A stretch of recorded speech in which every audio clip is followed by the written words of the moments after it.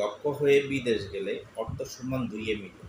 আপনারা যারা দেশে বেকার অবস্থায় আছেন, আজকের ভিডিওটা তাদের জন্য।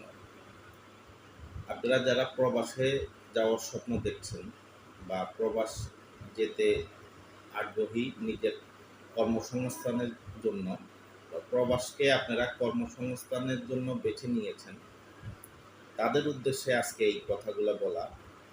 আপনারা যদি প্রবাসে যাওয়ার স্বপ্ন দেখেন, তাহলে আমি আপনাদের প্রতি পরামর্শ থাকবে আমার পরামর্শ থাকবে আপনাদের প্রতি যে আপনারা দক্ষ হয়ে বিদেশ যান।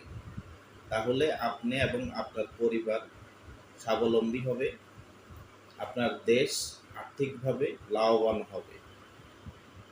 দক্ষ লোকের কাজের অভাব নেই বিদেশে। যারা ইতিপূর্বে প্রবাসে গিয়েছেন তারা এই সম্পর্কে অবগত।